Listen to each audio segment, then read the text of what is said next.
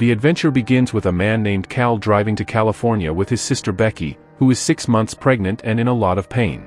Becky chooses to stay with Cal instead of her own family because her husband and relatives don't take proper care of her, and she wants someone trustworthy to look after her and her unborn child. Cal takes full care of her, but during the drive Becky suddenly feels nauseous, so Cal quickly stops the car to let her vomit. After she feels a little better, they prepare to continue their journey, but Becky hears a voice, a child screaming for help from within the tall grass nearby. When she tells Cal, he hears it too, so they decide to get out and help the child, assuming the kid is trapped inside. As they walk deeper into the thick grass, the child stops responding, and instead they hear the voice of a strange woman coming from within. Becky still insists on helping, and after some convincing Cal agrees to go in and rescue the child. On their way in, they notice a book lying on the ground, but they ignore it and continue into the dense grass. Cal moves faster, scanning the area, while Becky carefully steps through because of her pregnancy. After calling out repeatedly, they still can't find the child, and soon even the child's voice disappears, leaving them unable to locate anything. Becky starts to panic, realizing she's lost in the maze-like field completely surrounded by grass with no sense of direction. She shouts to Cal to know where he is, but he's confused too. After several minutes of no progress, they decide they must go back before things get worse, fearing that going in deeper might trap them forever. Becky then suggests that they jump at the same time so they can see each other's location and figure out how far apart they are. When they jump together, they realize they were only a short distance apart, but when they tried jumping again, the distance between them had suddenly increased dramatically, even though neither of them had moved from their spot. Becky slipped in the mud while jumping and hurt her stomach badly, confused because that mud hadn't been there moments ago. Cal, exhausted from searching for his sister, also slipped into mud and got injured. When he looked ahead, he saw the dead body of a dog, its head crushed and covered with buzzing flies, as if it had been lying there for hours. Time kept passing, and neither sibling could figure out how to escape. The tall grass stretched endlessly, and they had no idea if any way out even existed. Just when Becky was completely panicked, she sensed movement within the grass and turned to see a strange man named Ross, who claimed he was searching for his wife and son who had gotten trapped here before.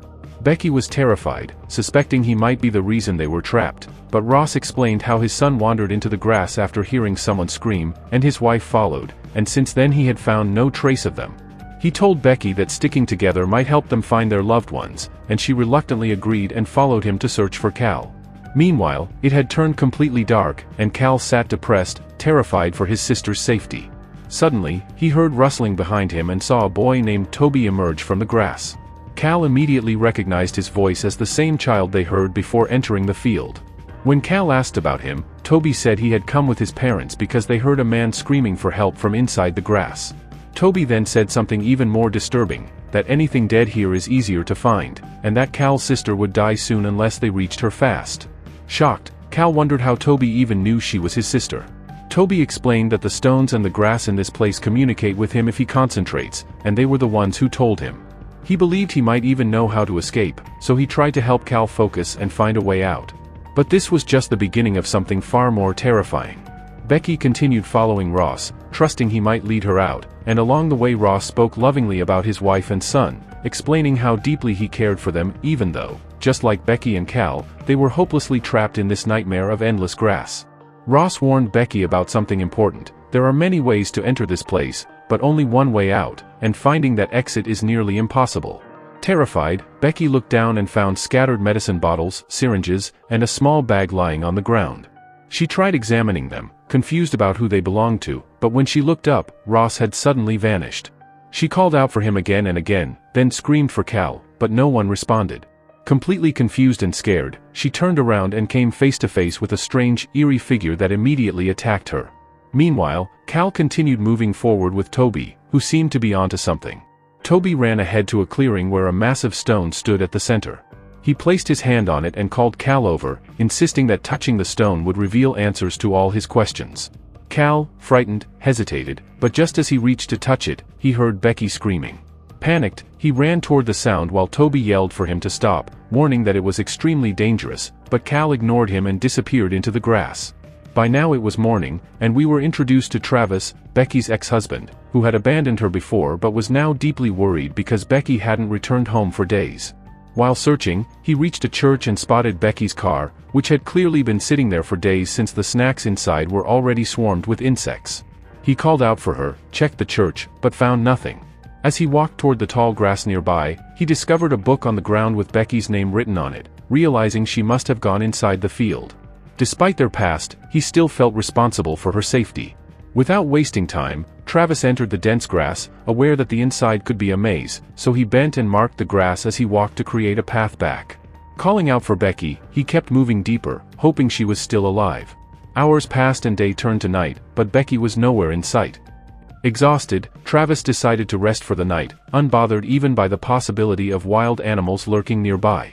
As he lay there trying to sleep, he suddenly heard movement in the bushes, and when he looked up, Toby was standing right in front of him.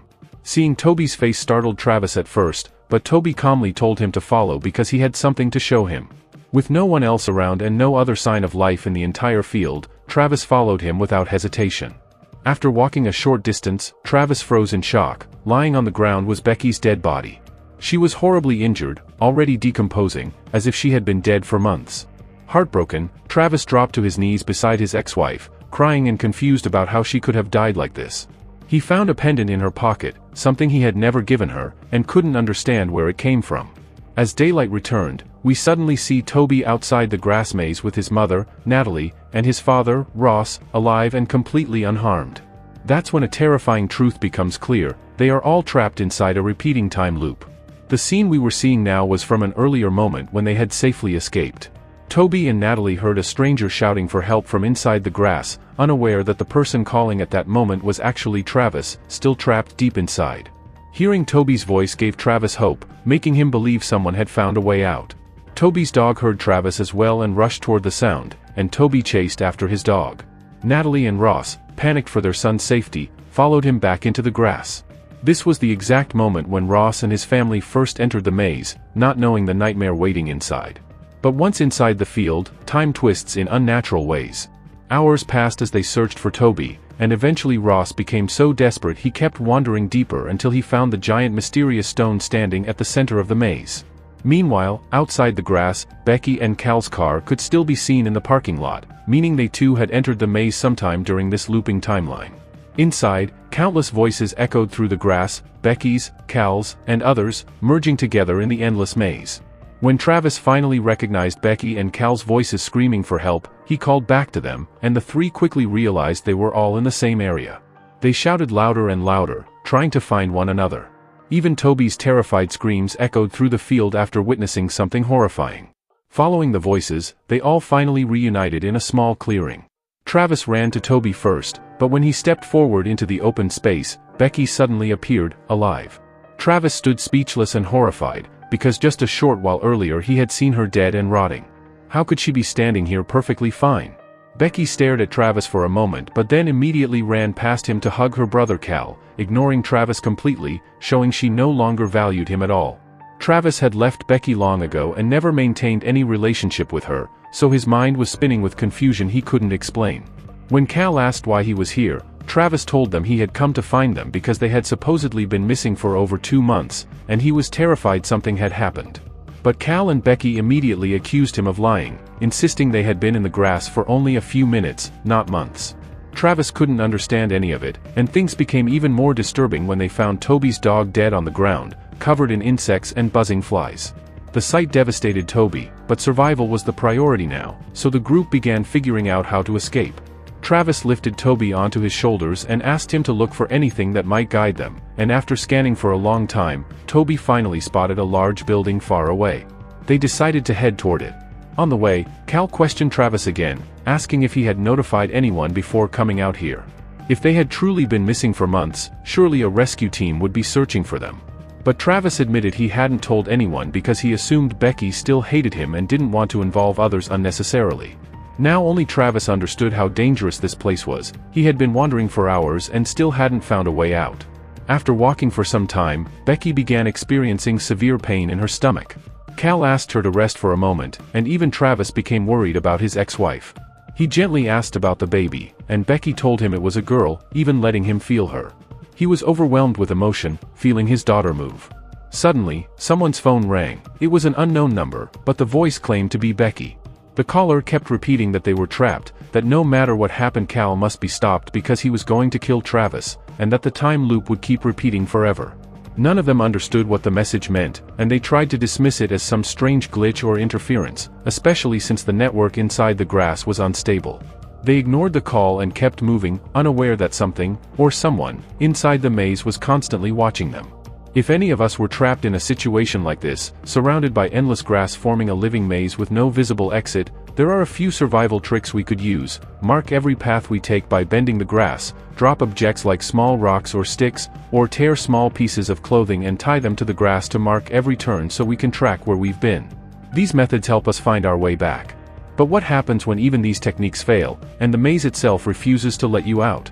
To escape that place, they had to rely on natural clues. By paying attention to the wind's direction, they could figure out which way to go, because open areas usually have stronger wind flow, so whichever direction had stronger wind, they followed it.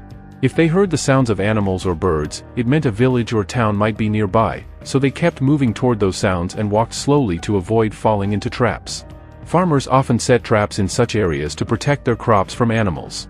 If all these techniques were used together, it was possible to escape such dangerous maze-like fields. But in this situation, it was clear that Travis and the others were trapped in something far worse. After walking for a while, Becky's foot got stuck in the mud and she fell, getting hurt. Everyone rushed to help her, but soon Ross also arrived at the spot, although none of them knew he was there. Ross told them that he had also been trapped in that place with his wife and son and desperately needed a way out. He reassured the group that he knew a place that could lead them outside. Ross lifted his son Toby again and asked him to look for the same building he had seen earlier, but this time the building had completely disappeared. It seemed like every object in that field kept shifting from one place to another. Suddenly, Becky began experiencing strange visions. She saw bizarre images, including her unborn baby and a group of masked people staring directly at the child. She couldn't understand if it was real or just her imagination. Ross urged everyone to keep moving with him, so they followed him back to the small spot where the strange stone stood. They still didn't know what the stone was or what it did, but we already knew Ross had touched it earlier. Ross insisted that everyone should touch the stone because he believed that was the only way out.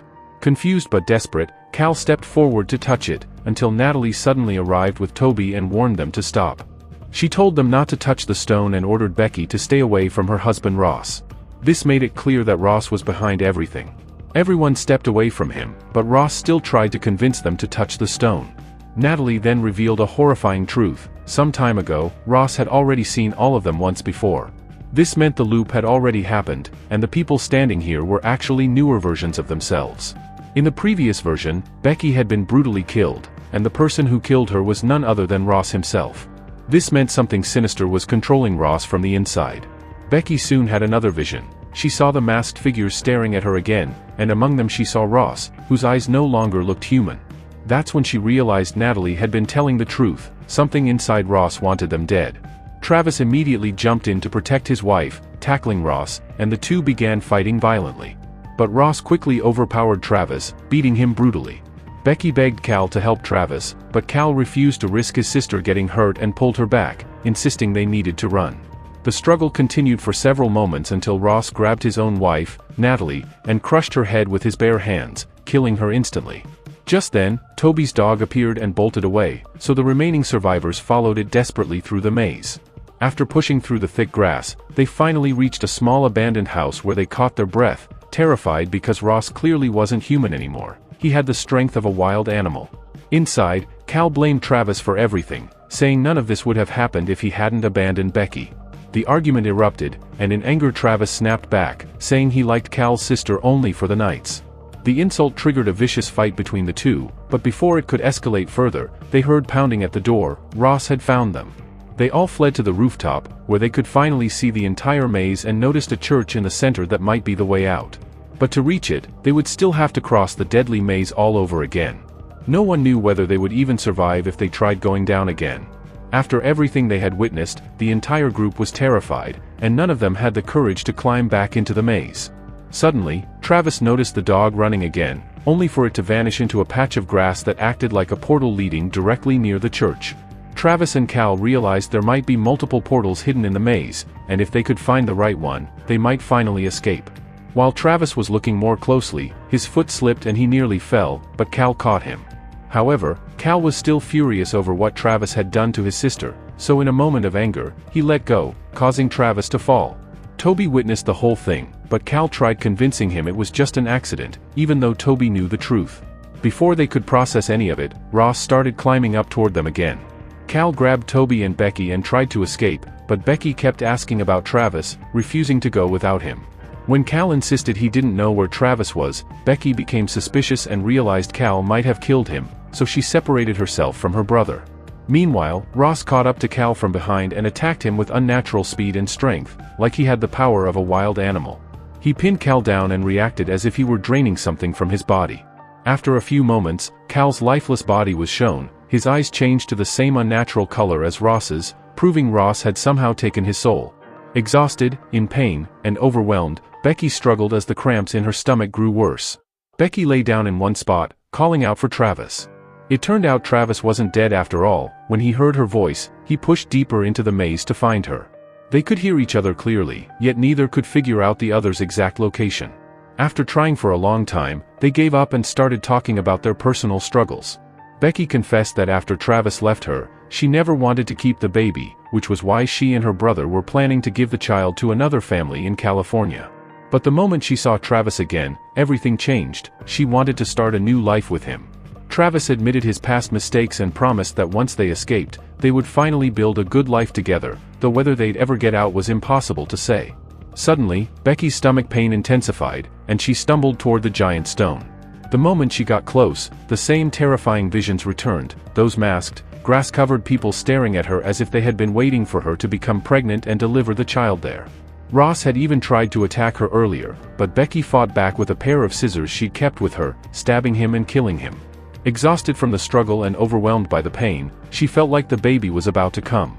Lightning cracked across the sky and heavy rain poured as strange carvings on the stone lit up, showing symbols that mirrored everything happening to Becky, like the entire event had been planned by some unknown force.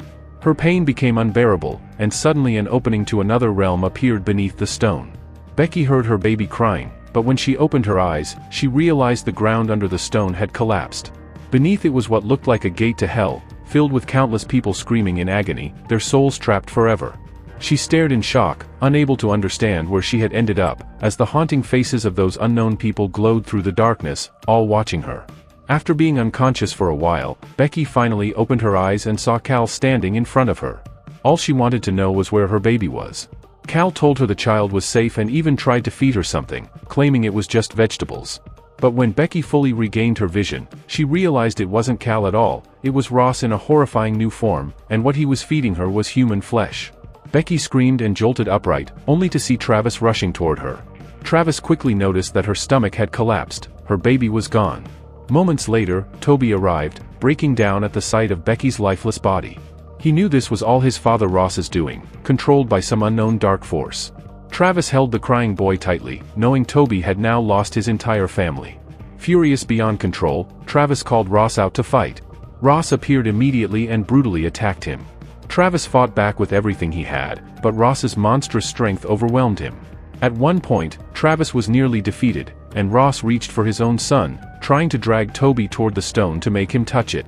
Just then, Becky, barely alive, rose again and struck Ross from behind.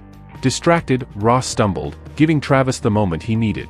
Travis grabbed Ross and smashed his head repeatedly against the stone, then strangled him with fistfuls of grass until Ross finally died. But now, the only question was how to escape. Determined, Travis decided to touch the stone himself. The moment his hand made contact, a strange glow flashed through his eyes, transforming him into something similar to what Ross became earlier. However, a part of Travis's humanity survives. Instead of harming Toby, he asks him to follow.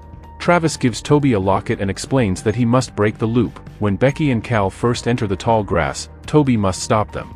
Toby closes his eyes, and when he opens a door in front of him, he suddenly finds himself inside a church. Outside, he sees Becky and Cal stepping out of their car. Toby runs toward them, shouting. Becky and Cal think the voice is coming from inside the grass, but thankfully, Toby reaches them in time. He warns them not to go in. Becky doesn't believe him at first, but when Toby shows her the same locket she has, she realizes something is terribly wrong. She quickly calls Cal back, and the three of them decide to leave and return to their town, finally breaking the loop. Meanwhile, Travis remains trapped somewhere inside that horrifying maze with no clear way out. And with that, our chilling story comes to an end.